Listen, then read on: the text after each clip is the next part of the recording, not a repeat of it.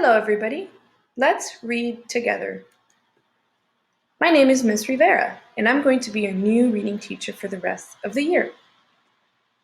I'm going to tell you a little bit about myself. I'm getting my master's in education with an emphasis in reading. I have taught first grade for 4 years. I was also a second grade bilingual teacher.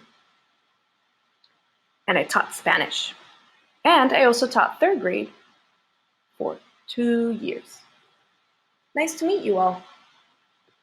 I'm going to tell you a book that I love and still do when I read it as a child. It's called Too Many Tamales by Gary Soto and Ed Martinez. The reason I love this book so much because it's full of student or kids who are clever. They are mischievous because they eat all of the tamales on accident. Has that ever happened to you? I've eaten a lot of tamales one time and it made my stomach hurt. It also makes me laugh and it reminds me of when I used to make tamales with my grandmother, except ours are wrapped in banana leaf and aluminum foil. They are from El Salvador. Have you ever tried those tamales from El Salvador? They're delicious. I recommend.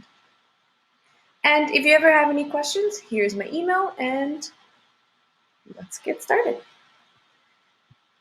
Today we will focus on exploring books and different types of books. So we are going to start off with the term fiction.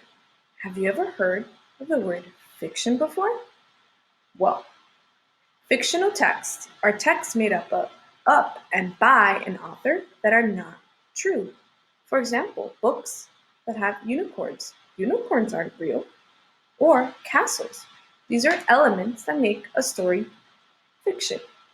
I'm going to give you an example.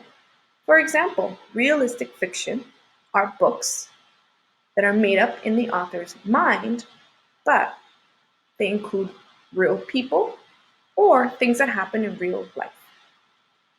Another example is a mystery book, which is a suspenseful story that has a puzzling problem that is not solved until the end of the story. Those are really fun. Then we have poetry.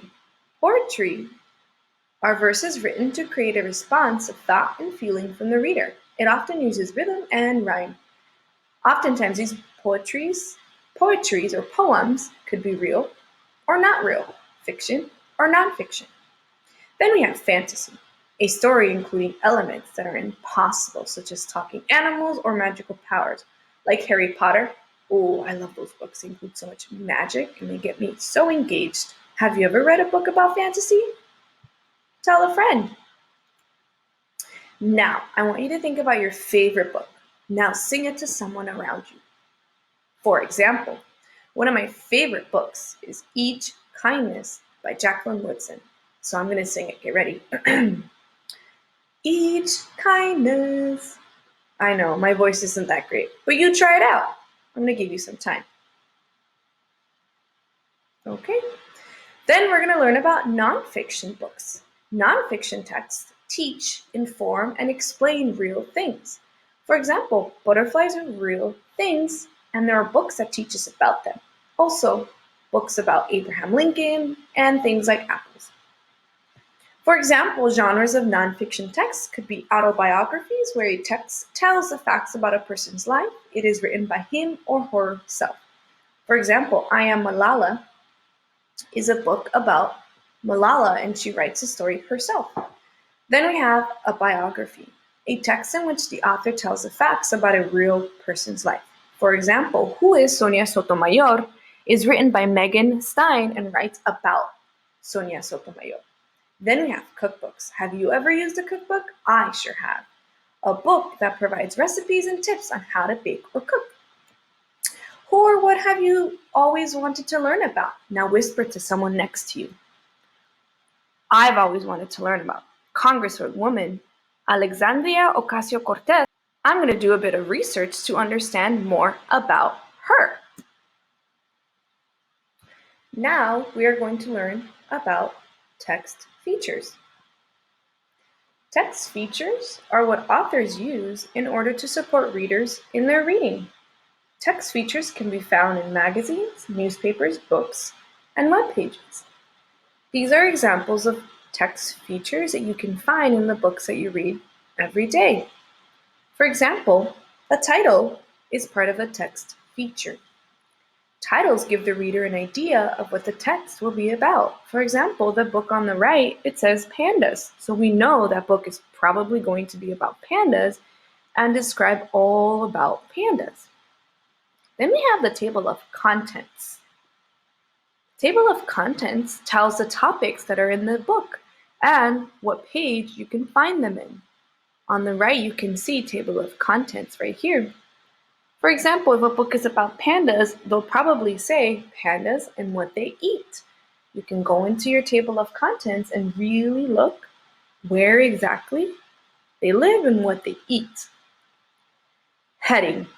The name of a section heading gives us a preview of what you will be reading. For example, there is a picture, it says calf, a cute calf. So that bold text at the top of that information is what a heading is, and it's going to give you a preview or information about what that page will be about. For example, you can probably know that that section is going to be about baby cows or calves, right? And the things that make up calves. Then we have photographs. Photographs are really cool. You can use your camera to take them, right? Real pictures taken by a camera that help us better understand the topic. For example, we can see a picture of a dolphin. It's photographed. And it's different when you look at a picture, right? Pictures or a drawing could be drawn by someone using a pencil. Then you will find captions. Captions are small text near a picture that tells information. I don't know if you've ever noticed, but every time we read a book, at the bottom, you're going to find little words describing that picture, or at the top or on the side. As you can see here, there's a picture of a dog, and the yellow part is the caption describing the dogs. Then, in books, you'll also find labels, words that tell about a specific part of a picture or a diagram. For example, we can see that the picture on the right shows labels about where the author is, where the illustrator is. Sometimes they have arrows, sometimes they don't. These are labels. Then we have bold print. That one you're probably familiar with. Have you ever heard of bold print before? I know I have. They're words that are bolder, dark. They are very important to the topic. It's important to wear a helmet for safety. As you can see, the word helmet, it's a little bit darker. I always like to think about it. If a text is bold or darker than the rest, that means the author put it there because it's super important. There are a few more. Then we have a diagram. A diagram is a label picture that shows the parts of something. For example, we see a butterfly and the life cycle of a butterfly. As you can see, it goes from an egg all the way to an adult butterfly. Then we have charts. Charts show a lot of information in a small space. As you can see on the right, there's a chart with all that information. Then we have an index, a list of important topics in the text with page numbers. The index is normally found at the end of a book, and you can find more information about that topic in that book. It's pretty interesting. Again, not all these text features will be found in each book, but some will have these text features and some won't. But you may be wondering, why are text features important?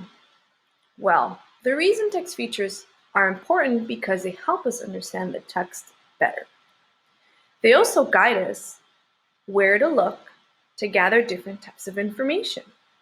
Then they also guide us to find specific information like a table of contents or a glossary. For example, a glossary is a dictionary found at the end or at the back of a book, like you see here. It gives you the definition of the word flock. It's a group of sheep